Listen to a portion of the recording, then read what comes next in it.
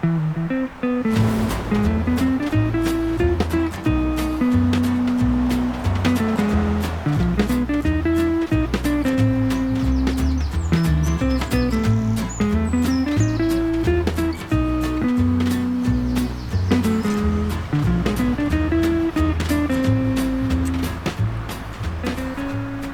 sunny day. Another sunny day. Another beautiful, beautiful day. Beautiful sunny day, and we're going to go for a walk today. Like, we don't normally go for walks or anything like that. Surprise, surprise. Yeah, where are we, Julia? We are at Lansing Manor. Oh yeah, Lansing Manor. And we found a walk that is beside Lansing Manor. We've been to Lansing Manor a few times. Yeah, and we've been partially through this walk before, but we only saw like a third of it, maybe half. But there's so much more to it. It's so beautiful. So we had to come back. Yeah, so we've got this little lovely woodland walk, and with us to guide us and keep the horrible gnomes away is the lovely Joe. All right, Joe? Say hello. Or not. He's looking somewhat concerned.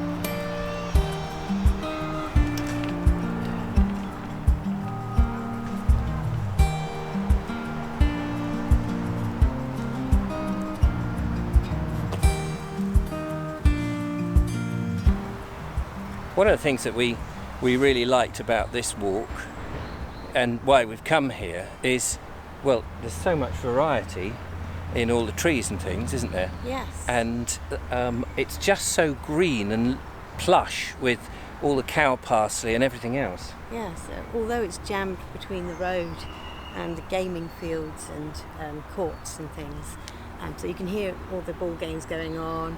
You can hear the referee whistles and things. You can also hear the road quite well, the A27. But there's still a good amount of peacefulness you can get here. It's so lovely. You can hear the birds. I don't know if you can pick them up on the camera there, but maybe as we get further in, we might just pick up the birds because the drone of the road is quite prominent. Yeah, we are quite close to the road at the moment. But there's loads and loads of different trees here. We've got the lime, the broadleaf lime I think it's called. We've got sycamore, we've got oak, we've got horse chestnut. I think there's some sweet chestnut here as well. Yeah, there is. In fact, if you remember last time, we'll go and spot it. There was this massive, great big sweet chestnut with the twisted bark. Yes. Yes, I think that's up ahead actually. Yeah, so, oh yeah, there it is. Let's go and have a look at that. In there, up the tree. Look at heading tree. This is eating the bark.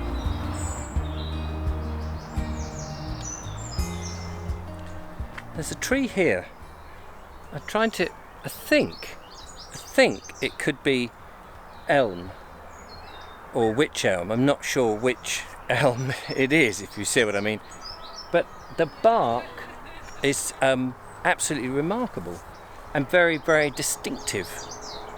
It's very difficult to film in here with all the different light.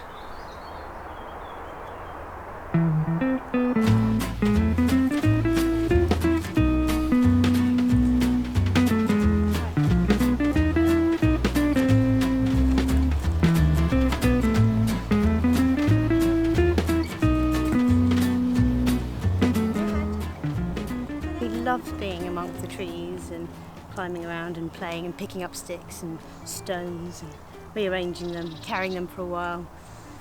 He loves it. He's a much happier boy when we go home after this, after trips like this. Look at that, nice big log in his hand.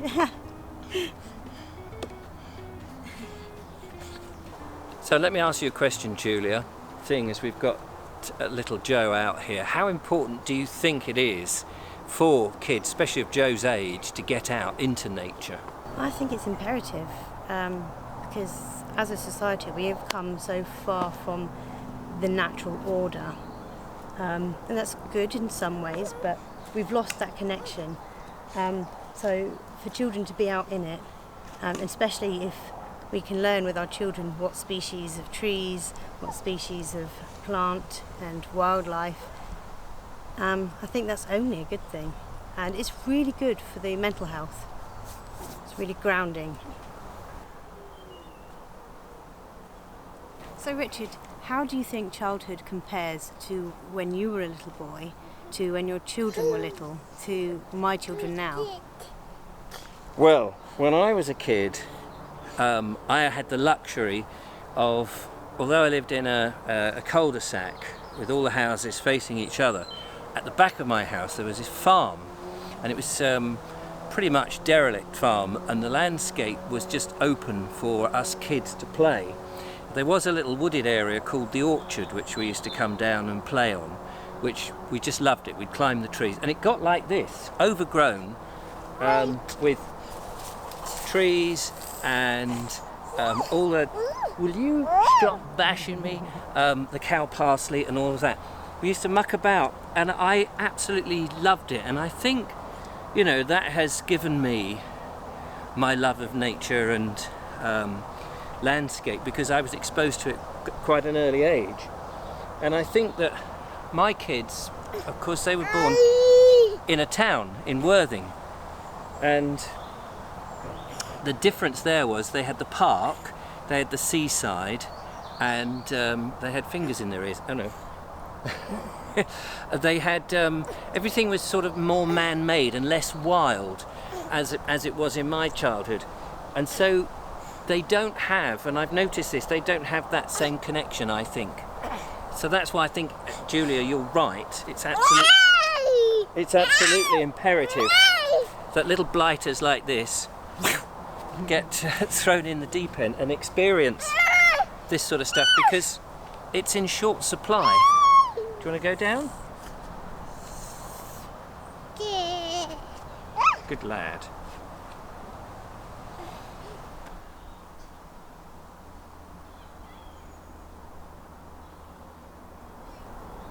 I feel like a mother panther up here, watching her cub cause mischief down below.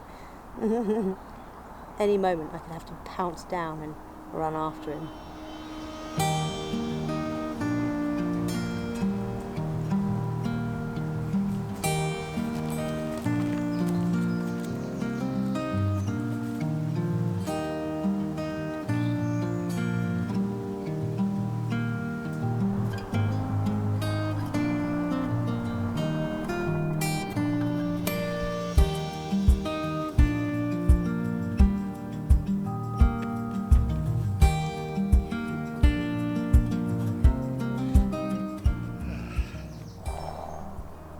This is, what do you call this hill? Is this Lansing Hill or something? I think it leads onto the ring, doesn't it? Oh yeah, it leads onto the ring. We're on top of the hill on the downs that overlooks Lansing, and then of course the English Channel, and it's absolutely beautiful, stifling hot day, and the bench doesn't help because that's absorbed all the heat. Yep. But in front of us is this wonderful carpet. Oh, by the way, Joe's just over there in the shade. We thought whilst we record this bit, it would be best to keep him in the shade. I know people worry when he's not in shot. And so in front of us, Julia, there's this amazing carpet of wildflowers. Yes, it's beautiful. It's left to be a meadow, and every year it comes up with all these different species. And each year I swear I see more variety. So what have we got, do you think? Well, I've seen, I can't name very many of the wildflowers, but we've got the basics, the buttercups, the daisies, the dandelions, we've got speedwell, there's lots of different plantain here, and varying different grasses. It's just nice to see that diversity left. You know, there's so little of it on the downs now. With the monoculture and the way farming is done.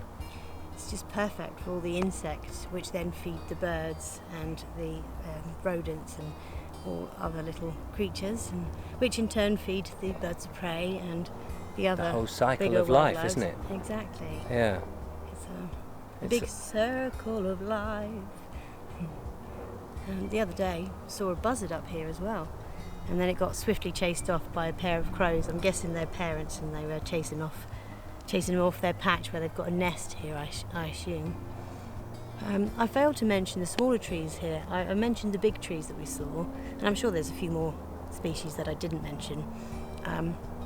But yeah, there's lots of elder, there's holly and hawthorn. I mean, those indicate that it's quite an ancient hedgerow, or has grown from an ancient hedgerow. Did you say holly? You said holly, did you? I think I did say holly. Yeah, I noticed holly in there as well. Yeah, but it's a beautiful spot. I do love it. And over in there, that direction, there's a tree poking up out from the hedge, the lime trees, and I'm pretty sure that's the fairy tree where I first met you. That is where we very first met on our first video. I'll link to the fairy tree. You can.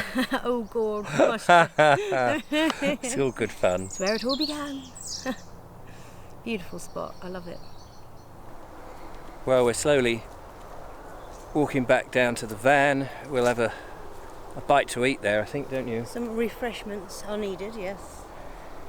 And yeah, so it's been an interesting little walk, and as we sort of spent some time talking about children and getting them out into the landscape, I think what with the last year that we've had in lockdown, it's more important than ever to get the kids out. Absolutely. So anyway, thanks for watching. Hope you enjoyed this little excursion. Joe is now fast asleep, which is nice. We're going to make a cup of tea and have a bite to eat. So we'll see you on the next one. Thanks, Julia. Thank you, Richard. No, my pleasure. It's been good fun. Till next time. Bye for now. Bye for now. Don't forget to follow, like, subscribe, become a patron, support what we do, etc., etc. See you on the next one.